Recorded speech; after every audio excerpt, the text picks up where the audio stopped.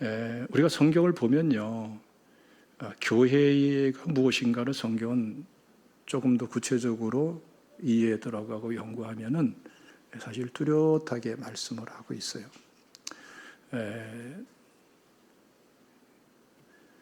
그 교회라는 말은 원래 퀴리오콘이라는 말에서 시작이 됐지만 성경에서는 에클레시아라는 말을 사용합니다. 이 말은 전령들에 의해서 소집됐다라는 말이 그냥 교회에 적용돼서 사용된 거예요. 그러니까 헬라 문화권에서는 전령들에 의해서 소집된 사람들의 모임을 의미하는 말이었어요.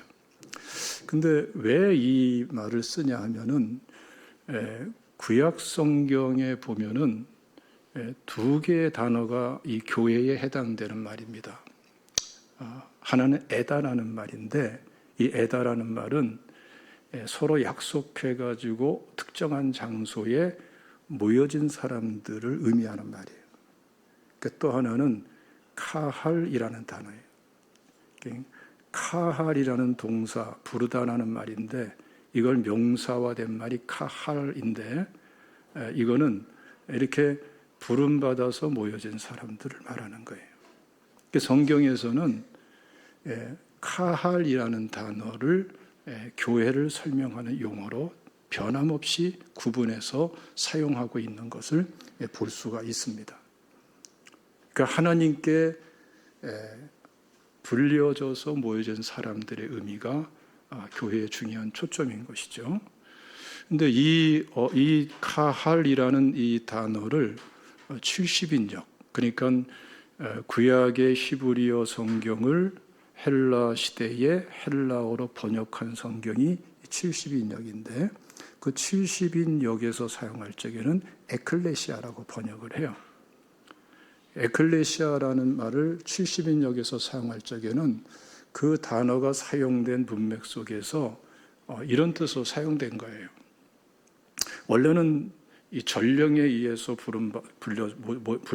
불려지고 소집된 사람들인데 70인역에서는 종교적인 목적을 가지고 회집된 사람들의 초점을 두고 있어요. 용례상으로. 그리고 신약 성경에서는 예수 그리스도를 중심으로 해서 예수 그리스도께로 불려 모아진 사람이라는 개념으로 용례가 그렇게 구체화되어 나가는 것을 볼 수가 있습니다. 그래서 신구약 성경 전체적으로 볼 적에는 에다라는 단어보다는 카할이라는 것, 부름받아서 모여진 사람들의 모임이 일관되게 교회를 의미하는 말로 사용되는 것이 역시 적절한 것을 우리가 볼 수가 있습니다.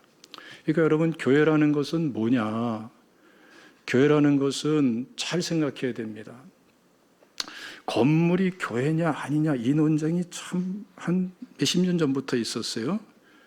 그래서 건물 자체를 부정하는 것이 굉장히 뭔가 좀 진취적이고 순전하고 뭐 좀 더 뭘 좀 잘 아는 사람의 견해로 생각하는 경향들이 굉장히 많습니다. 지금도 많아요. 이런 사람들은 건물은 부정하고 또 구원받은 성도들의 모임 자체는 굉장히 강조를 해요. 그것이 틀린 말은 아니지만 그러나 분명한 사실은 건물을 완전히 부정하는 것도 옳은 것은 아니에요. 왜냐하면 하나님 앞에 거룩이라는 것은 구별됨으로부터 시작이 됩니다. 구별의 개념 속에서 거룩이 성립되는 건데 똑같은 재료고 똑같은 건물이라도 세상을 위해서 드려지는 것이 아니라 하나님만을 위해서 구별돼서 드려질 적에는 거기에는 거룩의 개념이 거기는 내포되어 있는 거예요. 그런 의미에서 여러분들 우리가 건물 자체를 교회라고 할 수는 없을지라도 구별돼서 하나님께 예배드리는 장소의 구별됨은 우리가 잘 이해하고 신앙생활도 그렇게 해야 될 줄로 믿습니다. 그러나 본질적이고 실질적인 것은 구원받은 성도들의 모임인 것이죠. 그래서 우리가 신앙생활할 적에 구원받은 사람들이 모여서 하는 게 굉장히 중요한 거예요. 모이는 게 중요한 거예요. 우리가 약 3년 4개월간에 걸쳐서 이 코로나 또 오미크론 이게 팬데믹 현상으로 참 어려움을 많이 겪었지만 그럴 적에는 뭐 우리가 온라인으로 예배를 드릴 수밖에 없었죠. 그건 부득이한 상황 속에서 그렇게 예배를 드린 거고, 그래서 이 코로나가 시작될 때에 제가 예배의 본질 5가지 말씀을 드리면서 필수적인 이 본질을 좌우하는 5가지 말씀을 설명드리면서 이 코로나 상황 속에서 그 중에 피할 수 없는 한 가지가 있다. 포함될 수 없는 이 부분이 충족될 수가 없다라고 말씀을 드렸죠. 그 부분이 뭡니까? 코이노니아 부분이 안 된다는 거예요. 코이노니아 부분이. 다시 말하면 함께함이 안 되는 한계가 있는 게 온라인 예배의 그 제한성입니다. 그래서 오늘 이 시간도 온라인으로 참여하는 분이 여러분 계신데 잘 생각할 거는 하나님께서 받으시는 참 예배는 모여서 드려야 되는 것이다. 그거를 이해하고 온라인 예배를 드려도 드려야 되는 거예요. 그리고 정말 부득이한 상황이나 또는 건강의 문제나 이런 경우가 아니면은 현장에 와서 함께 예배 드리는 것이 하나님 말씀에 합당한 예배다라는 것도 함께 이번 기회에 이해하시기를 당부를 드립니다. 우리는 은혜를 사모합니다마는 은혜라는 거는요, 우리가 움켜쥘 수 있는 게 아니에요.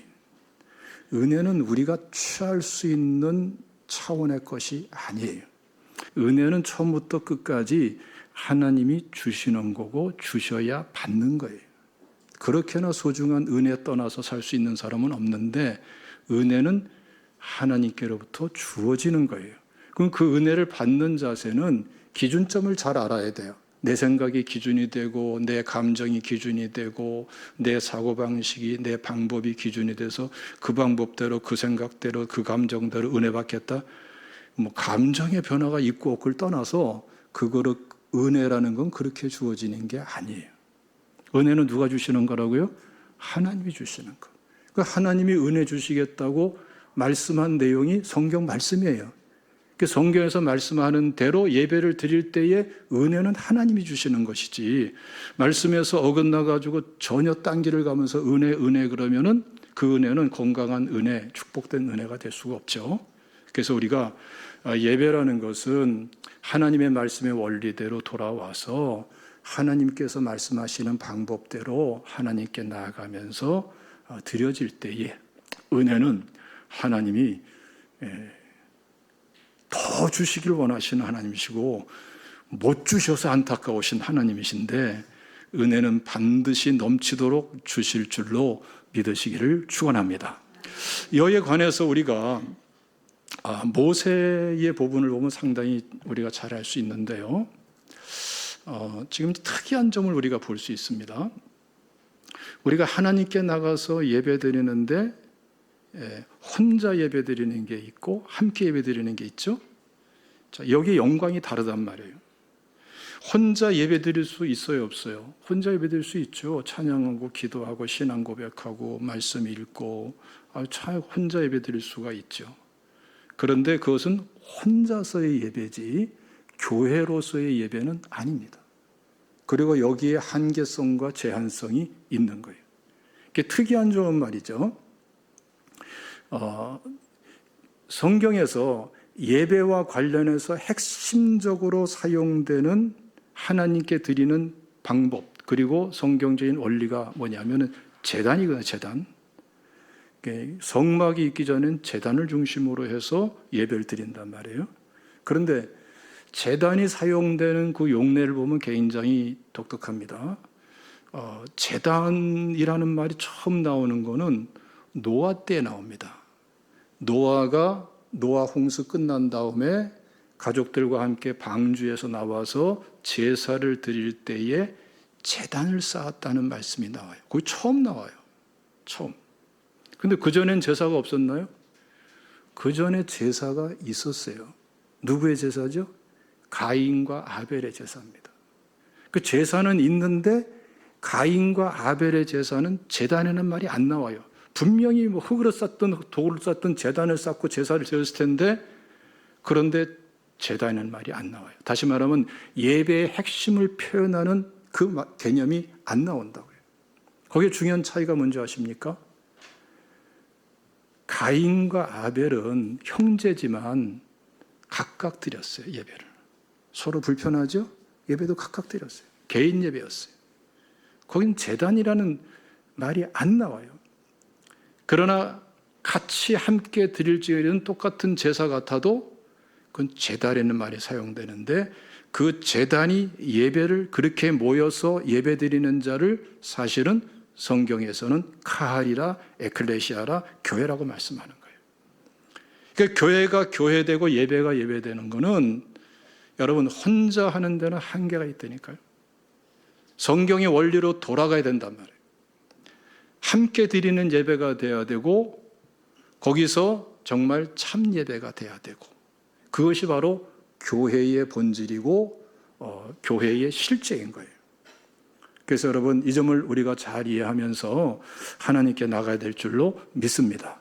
이렇게 구원받은 성도들이 함께 모여서 정말 참된 믿음으로 하나님께서 받으시는 합당한 예배 드릴 때에 어떠한 역사가 있는가? 이 모세의 회막을 보면 알 수가 있어요. 성막 이전에 모세가 사용했던 회막의 시대가 있죠. 거기에 구별됨이 있어요. 그 백성들이 머물러 있는 그 진에서 떨어져 와가지고 회막을 짓고 거기서 하나님께 나아갑니다. 이건 구별을 위해서 있는 것이고요, 분리를 위해서 있는 것은 아니에요. 그래서 모세가 회막에 들어갈 때에 이스라엘 백성들은 모세가 회막에 들어가는 걸 다 지켜볼 수가 있었어요. 그러니까 그렇게 먼 거리가 아니라 다 지켜볼 수 있는 조만한 거리라는 거죠. 그러니까 분리가 아니라 구별이에요. 그리고 중요한 것은 그들이 모세가 회막에 들어가서 하나님께 나갈 적에 자신들의 그 천막 입구에 서서 그것을 지켜보면서 함께 예배자가 됩니다. 그리고 그때 하나님께서 영광 가운데 임하시고 그리고 모세를 친밀하게 만나주세요. 한번 읽어봅시다. 출애굽기 33장 말씀입니다. 출애굽기 33장 7절부터 11절까지 다 같이 읽습니다. 시작. 모세가 항상 장막을 취하여 진 밖에 쳐서 진과 멀리 떠나게 하고 회막이라 이름하니 여호와를 앙모하는 자는 다 진 바깥 회막으로 나아가며, 모세가 회막으로 나아갈 때에는 백성이 다 일어나 자기 장막 문에 서서 모세가 회막에 들어가기까지 바라보며, 모세가 회막에 들어갈 때에 구름 기둥이 내려 회막 문에 서며 여호와께서 모세와 말씀하시니 모든 백성이 회막 문에 구름 기둥이 서 있는 것을 보고 다 일어나 각기 성막 문에 서서 예배하며, 사람이 자기의 친구와 이야기함 같이 여호와께서 모세와 대면하여 말씀하시며, 모세는 진으로 돌아오나 눈의 아들 젊은 수종자 여호수아는 회막을 떠나지 아니하니라. 10절 하반절 말씀은 어때요? 모세가 회막에 들어갈 때 백성들이 장막문에 서서 거기서 예배자가 되죠. 그렇죠? 보세요. 모세라 하더라도 정말 특별한 경우 외에는 혼자 예배자가 되는 게 아니고 구별되더라도 함께 예배드려요. 그러니까 모세는 여러분 회중과 상관없는 모세가 아니고 회중 속의 한 사람으로서 예배자고, 그리고 회중과 함께 드리는 예배자고, 그 예배가 하나님이 받으시기에 합당한 예배가 되니까 하나님께서 임재하시고 모세와도 회중들을 위해서 친밀한 만남을 허락하시는 거예요. 여러분, 교회가 어떻게 이루어지고 교회 속의 예배가 어떻게 이루어지고 내가 어떻게 신앙생활을 해야 되는가, 우리가 말씀으로 돌아가서 분명하게 정립하고 신앙생활을 해야 될 줄로 믿습니다. 이런 가운데에 하나님의 은혜는 그야말로 은혜가 되는 거예요. 그래서 오늘 말씀 보면은 첫 번째로 예수 그리스도께로 불러 모아진 이 제자들이 나옵니다. 자, 여기는 이제 굉장히 중요한 일이 진행되죠. 예수님께서 제자들에게 사람들이 나를 누구로 하느냐 그랬더니 정확한 대답이 안 나오죠. 어떤 사람은 엘리야 같은 사람입니다. 선지자 같은 사람 중에 하나입니다. 그 제자들에게 물어요. 너희들은 나를 누구라 하느냐? 베드로가 대표로 대답을 하죠. 우리 한번 읽어봅시다. 16절 말씀 시작. 시몬 베드로가 대답하여 이르되 주는 그리스도시요 살아계신 하나님의 아들이니시다. 신앙 고백을 딱 하네요. 당신은 그리스도이십니다. 구약 성경 전체에서 예언되어 있는 메시아이십니다. 그 예언의 성취로 오신 메시아 그리스도이십니다. 만왕의 왕 만주의 주십니다. 나의 구주, 나의 주님이십니다. 이 고백을 하는 거예요. 하나님의 아들이시니이다. 하나님이십니다라고 고백을 하는 거예요. 그때 17절 말씀 보면 예수님께서 베드로의 신앙 고백이 정확하다라고 인정을 해 주시죠. 그리고 나서 18절 말씀 다 같이 읽어봅시다. 시작. 또 내가 내게 이르노니 너는 베드로라. 내가 이 반석 위에 내 교회를 세우리니 음부의 권세가 이기지 못하리라. 여기서 교회라는 말씀이 나와요. 사실 신약 성경에서요, 신약 성경 전체에서 이 교회 에클레시아라는 말이 세 번밖에 안 나와요. 그러니까 이 본문이 굉장히 중요한 말씀이죠. 그런데 그 중에 진짜 중요한 게 뭐냐 하면은 여기서 내가 이 반석 위에 내 교회를 세우리니. 처음에 선포되는 게 뭐예요? 이 교회는 너희 교회가 아니라 내 교회다. 교회는 누구의 교회예요? 예수님의 교회예요. 믿습니까? 이 자리에 있는 그 누구도 이 제자 교회를 내 교회로 생각하시면 안 돼. 예수 그리스도의 교회예요. 있습니까? 뿐만 아니라 중요한 말씀을 하죠. 내가 내 교회를 세우리니.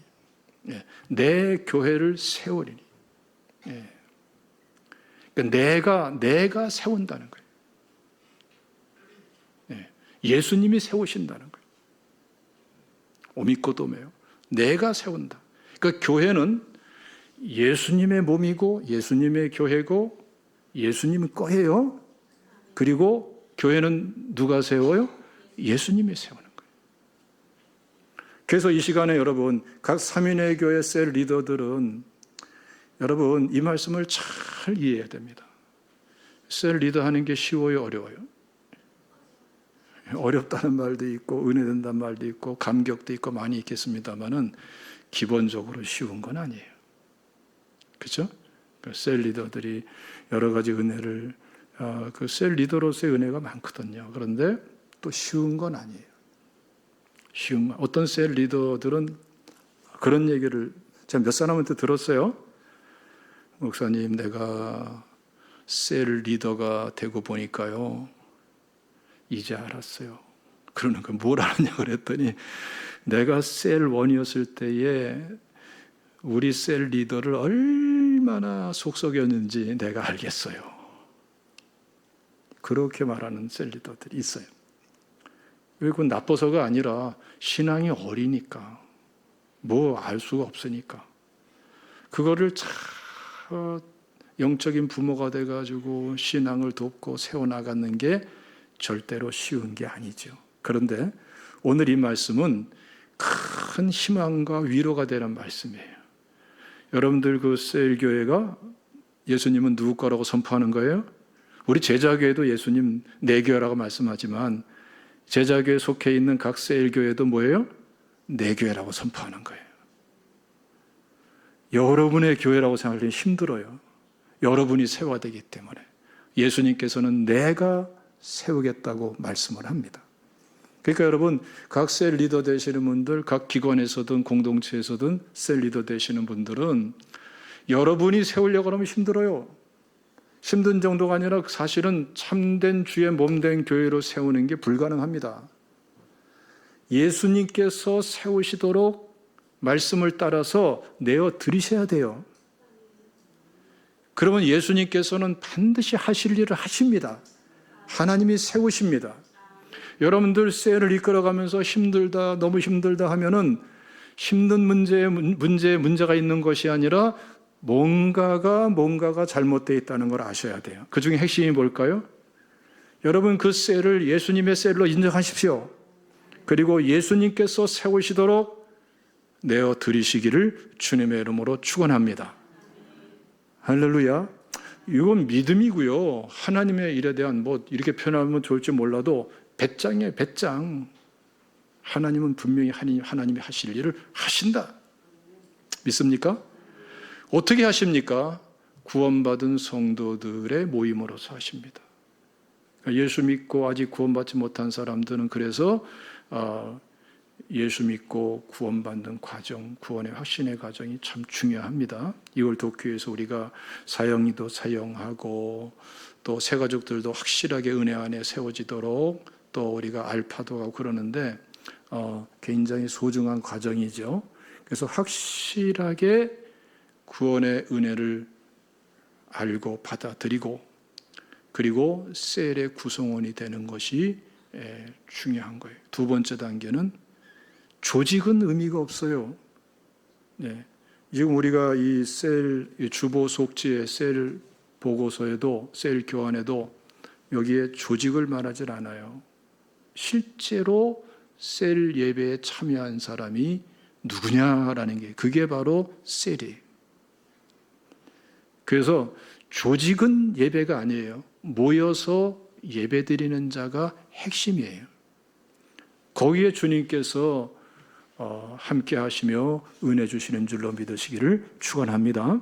그래서 셀은요 철저하게 믿음에 기초한 공동체가 돼야 되는 것입니다. 예수님께서도 12제자임에도 불구하고 뭘 점검해요? 신앙 고백을 점검하잖아요. 그렇죠? 그러니까 셀 모임은 신앙 고백이 실현되는 모임이 되셔야 돼요. 믿는데 생각만으로 믿고 뭐 그럴듯한 마음으로 믿고 감정으로 믿고 그것이 아니라 믿음이 실제화되는 이러한 신앙생활이 셀 속에서 이루어져야 돼요. 자, 이것을 위해서 여러분이 한번 야고보서 2장 말씀 봅시다. 야고보서 2장 말씀 읽어보겠습니다. 19절 말씀 시작. 내가 하나님은 한 분이신 줄 믿느냐? 잘하는도다. 귀신들도 믿고 떠느니라. 그러니까 하나님을 믿는다고 하면서 하나님 계신 것을 믿고 하나님 말씀 진리인 것을 믿고 이게 하나님 말씀인 것을 인정한다 하더라도 이 말씀대로 행하는 믿음이 아니면은 누구 수준의 믿음? 귀신 수준의 믿음이라는 거예요. 자, 여러분 읽어봅시다. 26절 말씀 시작. 영혼 없는 몸이 죽은 것 같이 행함이 없는 믿음은 죽은 것이니라. 이건 다른 말로 말하면 죽은 믿음이다. 다시 한번 믿음이 아니다라는 거예요. 그러니까 우리 문화 속에서 우리 언어체계 속에서의 믿음의 개념에 머물러 있으면 신앙생활은 파선하는 것입니다. 성경에서 말씀하는 그 의미를 가지고 우리가 신앙생활을 해야 되는데 성경에서 말씀하는 믿음이라는 개념은요. 참 믿음은 행함까지 간다는 거예요.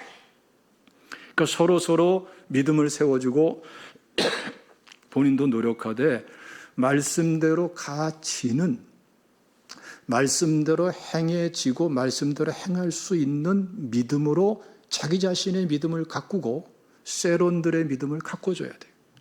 그리고 그렇게 하나된 믿음이 돼가지고 말씀대로 나가면은 하나님께서 역사하시는 은혜가 이거구나라는 것을 알아지게 되는 것이 그게 바로 신앙생활이에요.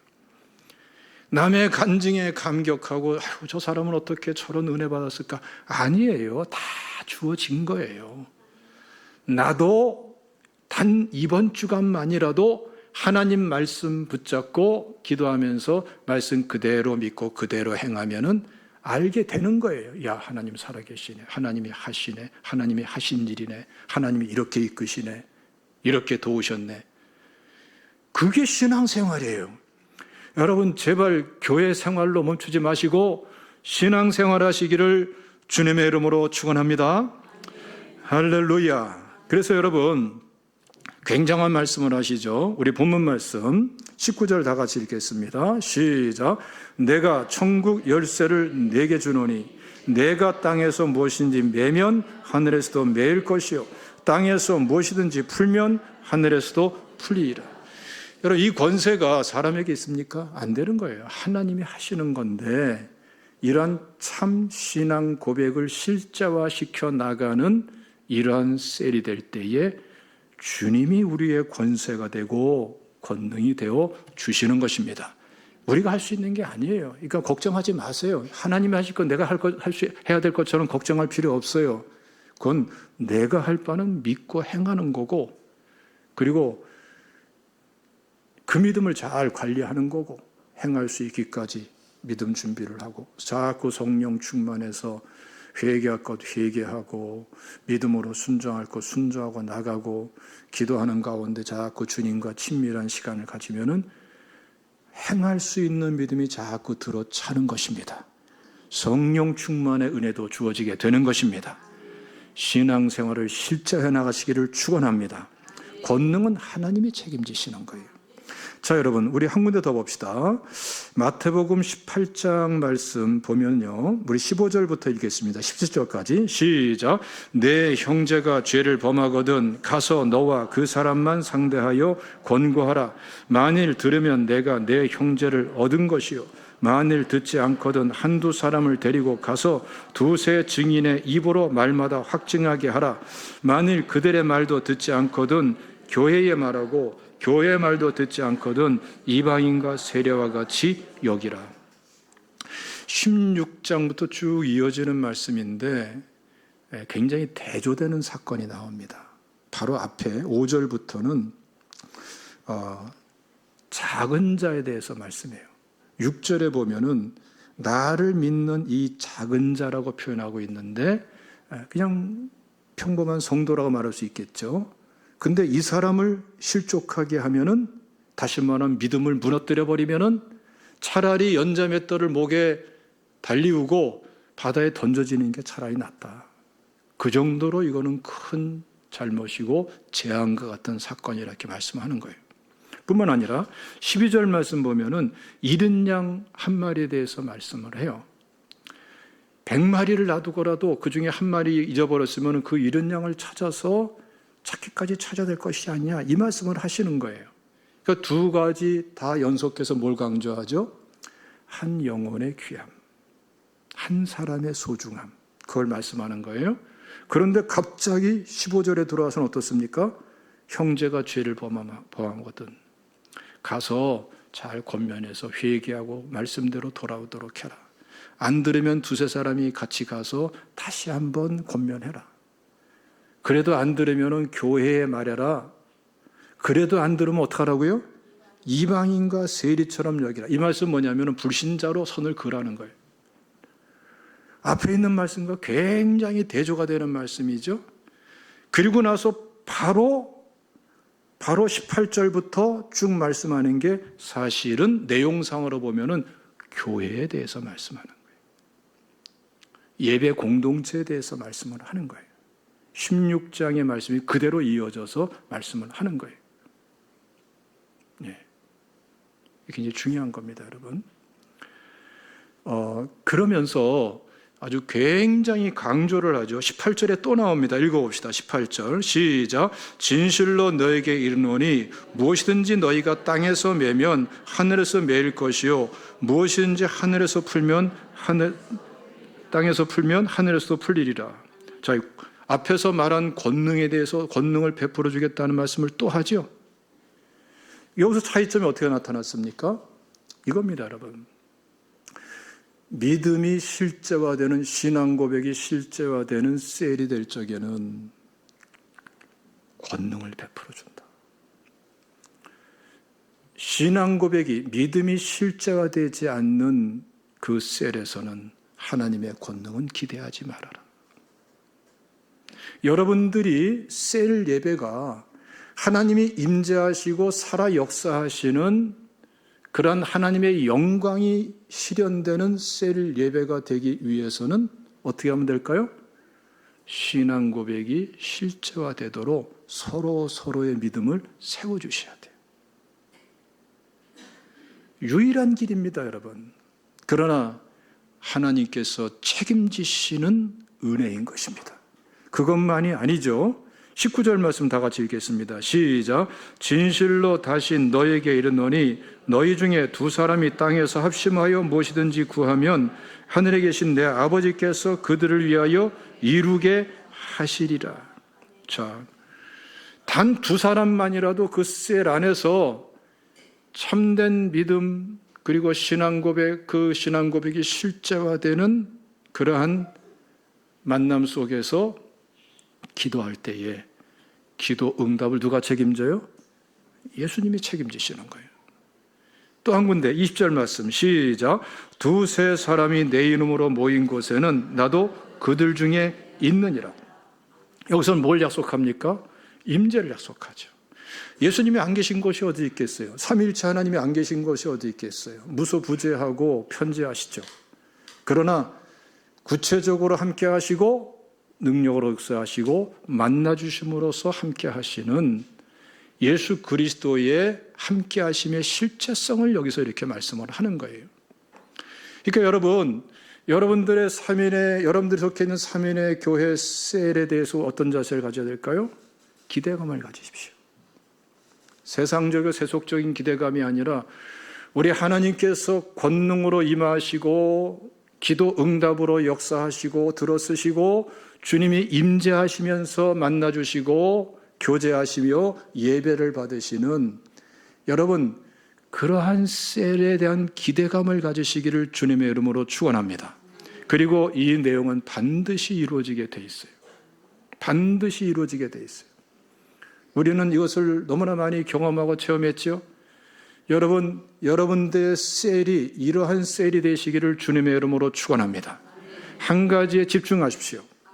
분명한 신앙 고백, 그리고 입으로만의 신앙 고백이 아니라 성령을 쫓아 성령께서 깨닫게 하시고 가르쳐 주시고 인도하시는 대로 하나님의 말씀에 그대로 믿음으로 순복해 나가는 그러한 셀 예배가 되십시오.